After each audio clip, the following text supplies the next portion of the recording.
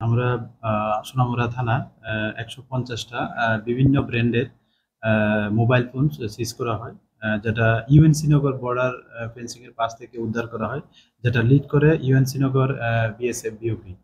তো এটা আমরা আমাদের সোনামুড়া থানাতে একটা এনকোয়ারি স্টার্ট হয় যে এগুলি কোথা থেকে এসছে এবং এগুলোর ওনারকে এবং এগুলি ডেস্টিনেশন কোথায়। তো আমরা যে বিভিন্ন ব্র্যান্ড বলতে এখানে রিয়েলমি, স্যামসাং, ভিভো এবং ওয়ানপ্লাস এরকম অনেক ব্র্যান্ডের আছে। তো এগুলি যে বাজার মূল্য যে বর্তমান প্রায় মানে যদি আমরা ধরি অ্যাভারেজ প্রায় মানে 30 লাখ টাকার আশেপাশে হয় আর কি। তো এগুলি আমরা দেখছি যে এগুলির সঙ্গে মানে এগুলির ওনার এবং এগুলির ডেস্টিনেশন কোথায় বা কে এগুলার মানে করসপন্ডিং করছে। তো এই উপরে ভিত্তি করে আমরা যা আইনত পদক্ষেপ নেওয়ার আমরা নিব অবশ্যই।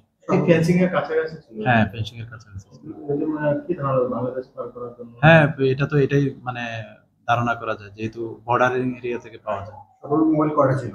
১৫০টা।